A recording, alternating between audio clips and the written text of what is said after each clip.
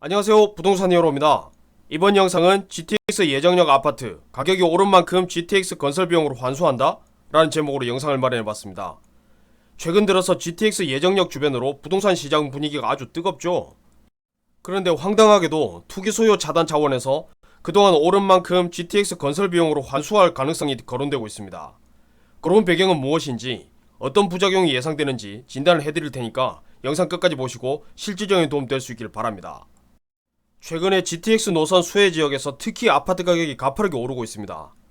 가장 주된 이유는 역시 역세권 프리미엄을 노린 투자 자금이 의왕, 인덕원, 안산과 같은 예정지로 거론되는 지역에 급속히 유입되고 있다는 것이라 쉽게 추측할 수 있습니다. 이런 분위기가 장기화되고 만성화될 것을 우려해서 일각에서는 투기 소요를 걸러내기 위해서 수익자 부담 원칙을 구체화한다는 의견이 있습니다. 그렇다면 GTX 신설역 역세권 주변 아파트 가격 그동안 얼마나 올랐을까요? 지금 보시는 표는 2021년 상반기 동안 아파트 가격 상승률 상위 10개 지역을 순위별로 나열한 것인데요. 10위 안에 든 지역을 자세히 보시면 공통점이 있습니다. 바로 눈치채셨나요? 바로 GTX 신설역이 들어온다는 것이죠. 1위를 차지한 의왕은 다들 잘 아시다시피 GTX C 노선이 거의 확정된 곳이고요. 2위 고양 덕양은 A 노선, 3위 인천 연수는 B 노선, 그리고 4위 양주 역시 C 노선이 예정되어 있습니다. 5위 남양주도 최근 1년 사이에 B 노선의 수혜로 어느 지역보다도 많은 아파트 가격을 경험한 것을 알 수 있습니다. 상황이 이렇다 보니까 이런 말도 안 되는 제도가 거론되고 있는데요. 그렇다면 오른 아파트 가격만큼 GTX 건설 비용으로 환수한다는데 이게 정확하게 어떤 의미일까요? 자, 수익자 부담 원칙이라는 게 도대체 무엇인지 개념을 간단히 살펴보겠습니다. 공공시설로부터 편익을 받은 자들이 설치에 필요한 비용을 부담하되 부담의 정도는 편익을 받는 정도에 비례한다 라고 했습니다. 이게 무슨 뜻이죠? 실제 이득을 본 사람이 생활 편의가 제공되는 시설 설치에 필요한 비용을 부담하기는 하는데 부담의 정도가 편익을 받는 정도에 비례한다고 했습니다.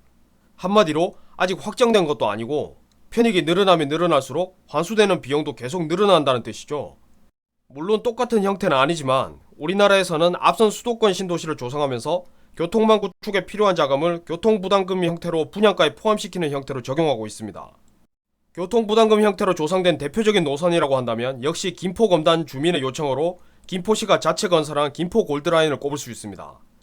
김포 골드라인은 약 1조 5천억 원 가량의 교통부담금을 한강신도시 아파트 분양가에 포함해서 분양하는 형태로 사업 타당성을 이끌어낸 바 있습니다.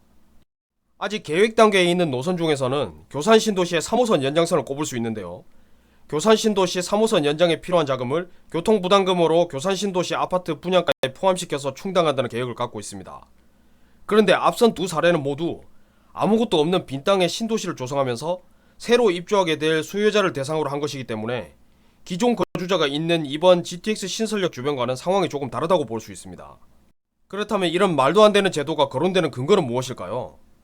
수익자 부담 원칙 카드를 만지작거리는 대표적인 이유로 역세권 프리미엄을 노린 투기 수요가 집중되는 것, 이로 인해서 부동산 시장이 쉽게 안정되지 않는다는 것, 그리고 노선 발표만 하면 아파트 가격이 폭등을 하니까 정부에서 강남 직결 노선 결정에 소극적일 수 있다는 점입니다.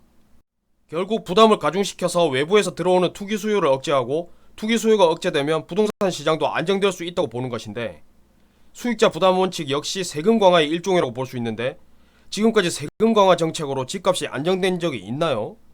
사실 수익자 부담 원칙이 거론되는 것은 이번이 처음은 아니고 GTX라는 교통체계를 도입하면서 초기에 이미 거론된 적이 있습니다. 그때는 정부의 원래 과세 정책에 더해서 수익자 부담까지 가중되면 결국 지역민의 과도한 세부담 가중이 문제가 될 수 있다는 점에서 없었던 일이 되었는데 이제 와서 다시 거론된다는 것이 조금 의문스럽기는 합니다. 그렇다면 비록 확정된 것은 없지만 만약 실제 수익자 부담 원칙 제도가 시행될 조짐이 보인다면 GTX 정차역 주변 아파트를 파는 게 좋을까요? 제가 앞서 수익자 부담 원칙 역시 세금의 일종이라고 계속 언급해드렸습니다. 조금 더 자세히 표현하면 사용자의 편익에 비례해서 부담금도 증가한다고 했으니까 결국 양도세와 비슷한 구조로 이해할 수 있을 겁니다. 양도세라는 것이 어떤 세금인가요? 내가 얻은 소득에 대한 일부를 세금으로 내는 제도입니다. 즉 양도세는 아무리 많이 나와도 내가 얻은 양도 차익을 상회할 수 없고 양도세가 늘어나는 만큼 내 수익도 늘어나는 구조죠. 수익자 부담금 역시 마찬가지입니다. 수익자 부담금이 늘어나려면 결국 내 수익도 늘어나는 것이기 때문에 단지 전체 수익이 줄어드는 것일 뿐 이 제도가 시행된다고 해서 크게 동요할 필요는 없다고 봅니다. 그런데 수익자 부담 원칙이 꼭 나쁜 것만은 아닙니다. 얼마 전에 강남 직결 노선이 무산되고 김부선이 되어버린 GTX-D 노선이 좋은 사례가 될 수 있을 것으로 보이는데요. 애초에 강남 직결을 예상했던 노선이 김부선이 된 데는 예산 부담 가중이 결정적이었다고 알려져 있습니다. 만약에 수익자 부담 형태로 공사 자금을 일부 충당할 수 있다면 정부에서도 일방적으로 단축 노선을 밀어붙이기보다는 집값 급등에 따른 수익 환수를 조건으로 지역민에게 선택지를 제시할 수 있고 보다 탄력적으로 개발 계획이 수립될 수 있지 않을까 하는 생각을 조심스럽게 해봅니다. 이번 영상 내용을 한 문장으로 요약하면 수익자 부담 원칙이 시행된다고 해도 그다지 큰 타격은 없을 것이며 애매했던 사업성 개선으로 새롭게 수혜를 받는 지역도 생길 것이다 정도로 요약할 수 있겠습니다. GTX가 부동산 시장에 미치는 영향이 크다 보니까 많은 이야기거리가 생기고 있습니다. GTX 정차역 주변과 관련된 모든 분들께 오늘의 영상이 실질적인 도움 될 수 있기를 바랍니다. 감사합니다.